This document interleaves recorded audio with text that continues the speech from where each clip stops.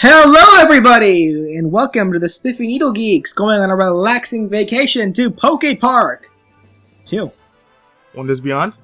Wonders Beyond. I am Brawl Fan 1, or BJ as you may prefer to call me. And here with me I have PlatinumRhythm and RoushutsuRises. How's it going? Hi, guys. So PokePark I think is a... PokePark? PokePark, yes. I stick by what I say. PokePark is a really fun but relaxing game. It's obviously meant for children, but I think it's it does have its nice for a bit of challenge as well. So it can be fun for anybody. Oh, really? Yes, this is not your typical, RPG Pokemon style game. This is a 3D platformer / battle type game. So similar to like Ocarina or 64, Mario 64. That sounds actually interesting a little bit. It is pretty interesting. I wonder what we're in for. Because I've never played PokePark, or any of the PokePark games, so... I can be brutally honest, I really don't dive all that much into the side games when it comes to Pokemon. I kind of just stick strictly with, the main series. I mean, it's like, I've dabbled in the past, of course I played, Pokemon Snap and everything when I was a kid, but nowadays, it's like, not really. I kind of stick with the main series, with the exception of Mystery Dungeon that I did on Twitch recently. Yeah. In which case, similar to Mystery Dungeon in general, this is a Pokemon-only inhabited world, so they do talk here. Interesting. As we can figure. So this must have been out when Black and White was new. Yes, this is a Gen 5 game. There's no Generation 6 Pokemon in this. Okay. Yes, this is a Gen 5 game. Okay. No, I imagine so, since the title screen we saw Snivy and Tepig and Oshawott. Yeah. Though I would love a game. I would love a game with. I'll get to that when I get to it. In which case, so Reshiram and Zekrom are having a telepathic conversation about a disaster that's going to bring out to the end of the world. Oh boy. Pokemon. Wasn't that of a similar fashion or of a similar case in the Pokemon Mystery Dungeon games? In general, a lot of Pokemon games actually have that kind of plot where there's some kind of disaster that actually will bring out, if not the end of the world, something that changes it drastically. So is it too far off to say that the PokePark series is, well, more specifically, I guess, PokePark 2, because again, I haven't played any of the PokePark games, but is it too far off to say that PokePark 2 is like a 3D Mystery Dungeon? Before the ones that came on the 3DS?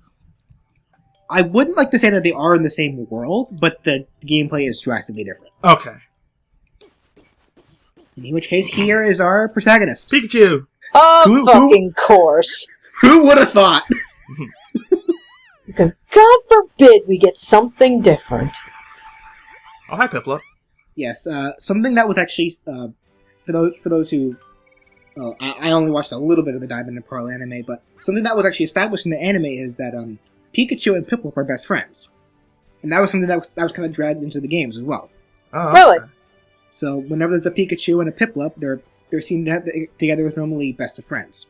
This was also the case in the first PokePark as well. Now, I will also, while this tutorial section is going on, I will say real quickly, so I am starting with 2 as opposed to 1. I don't even own 1. I've never played 1.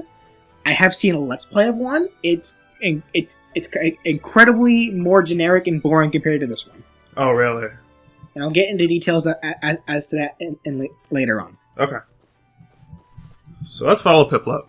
Yes. Now this game controls actually with the simple sideway Wiimote. No nunchuck, just the sideway Wiimote. Oh, so the D-pad. Yeah. So because of that, it is pretty stiff in terms of movements. But there are actually ways around this. We're introduced right here to the tackle attack or the dash attack. If you mash the 1 button, Pikachu will continuously run fast. And this is your fastest way of travel. You don't just want to hold forward on the D-pad, because otherwise you will move pretty slow. You want to mash 1 While you're mashing 1, you don't even have to move. You don't even have to hold forward. He'll automatically go forward. So really, it's more like a tank control thing where as long as you mash 1, just hold left or right, and he'll move wherever you want him to go. Okay. You don't have to do it that way. You could just use the D-pad, but the way I just described this is faster. Mm-hmm. Okay, so 1 to dash, 2 to jump. Pretty simple stuff.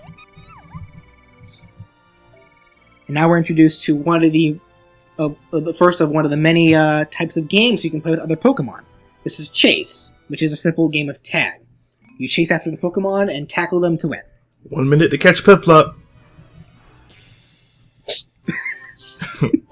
Not even much of a fucking challenge. 3 seconds. Actually, 2.09 seconds. Right? Penguins aren't really known for their speed when they're running. There's exactly any ice here, so Piplup couldn't exactly slide. In which case, you get berries every time you win. Every time you win a little game like this, berries are your currency. Oh, okay. And we got a PokePark pad. PokePark pad is our menu. Yeah. Press plus to open it. It'll give you a detailed description of all the friends you make, all the currency, all the items you have, and that's how you save. Okay. The friend list. Try opening the PokePark pad. One of the biggest gimmicks with PokePark, this was the thing in PokePark 1 as well, you complete challenges with specific Pokemon, depending on what they want to do. You beat that challenge, and that Pokemon becomes your friend. The more friends you have, the more benefits you get. Okay. Gotta catch them all! Gotta make all the friends. So Piplup is our first friend. Because Piplup is Pikachu's best friend. So it doesn't count. Oh, it's a Timber. Now, I do find it interesting because this game does use the anime voices, and this is the first time I heard a lot of the anime voices. Cause I pretty much skipped Diamond and Pearl and Black and White in terms of anime. I watched halfway through Hoenn and then stopped because I got bored of it. But so hearing a lot of these Pokemon voices for the first time, or hearing new voice actors for old Pokemon, is really odd, honestly. So when you're saying voice acting, is this English or Japanese? This is English. Okay. Well, obviously it depends. There are some Pokemon that, whose names say the same during translation, like Pikachu, for example. Pikachu's voice actor, or actress, I should say, is the same as who voices her in Japan. Okay. Whereas Piplup, who is known as Pojama in Japan, has a different voice actor to voice the Piplup lines, as opposed to the Pojama lines. Yeah, I guess that makes sense. In which case, to use your special attack for Pikachu's Thunderbolt, holding down the 1 button will charge up the attack, and then once it's fully charged, you can unleash it. But now for the second of the mini-games, Battling. So, standard Pokemon-esque feel standard Pokemon-esque, except there's no taking turns here. Just do whatever the fuck you want. Now, do the rules apply as far as strengths and weaknesses? Yes, they do. You saw that combo attack there. That was Pikachu's Iron Tail. So the Thunder attack applies normally like it would for electric type attacks. Like water Pokemon are weak to it, but it doesn't hurt ground type Pokemon at all. But Pikachu has the luxury of having Iron Tail as well, so and that applies for Steel type damage. Okay. Befriended Timber.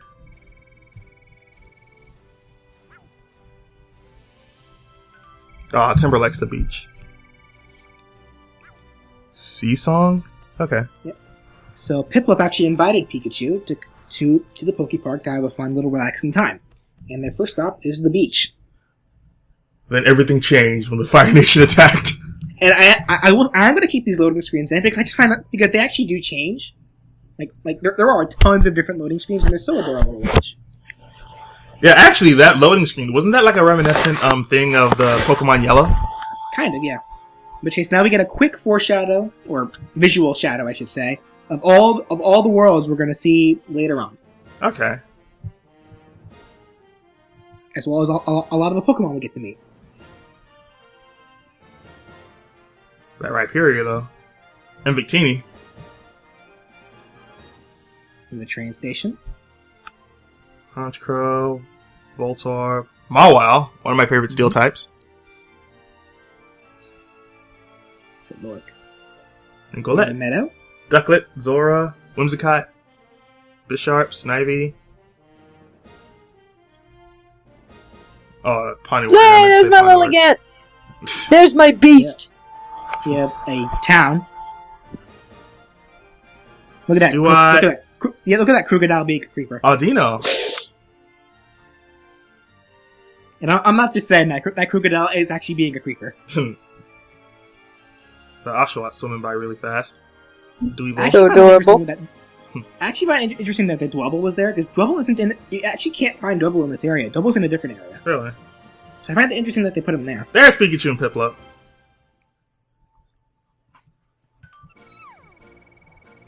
Yes, the ocean that was teeming with life, and now it's fucking bare. Yeah, like, the environments do start off pretty empty, but they will liven up the more friends you make. Okay. So actually, in this specific case, it's kind of barren right now because cutscenes. Wait, weren't those two just in the city? Sandile and Crocodile? Yeah, they were. But now they're here. It's like, what the fuck? In which case, you can ram trees to get berries. So it's like Animal Crossing. Kind of. Mess with trees, get money. Except it actually makes sense that, berries comes out of the tree as opposed to random bells. Ooh, Cincino. That's actually another one of my... that's another Pokemon that holds a special place in my heart. In which case, Crocorock is advertising something called the Wish Park. Wish Park is wonderful.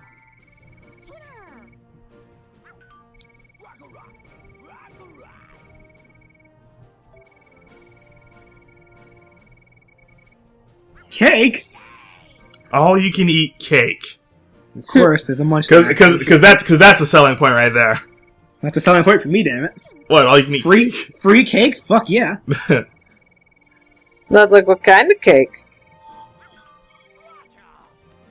Actually, a lot of different flavors, to come to think of it. Of course, Watchog wants to check it out because he likes to patrol things, and if there's a new place, he wants to patrol it. That's just his thing. We should go to... Okay, so it's been a while, so I'm assuming Pikachu's a silent protagonist in this game? Yeah, actually, Pikachu's the only one that doesn't have a voice bubble. Okay. I mean, it obviously talks, but no speech bubbles or anything like that. Hey! Move it. Huh? How you doing? Oh. A suspicious Pokemon? What does that mean? Lightning Tail, you racial profiling asshole! It's like suspicious Pokemon. You're the one that just ran up to me out of nowhere.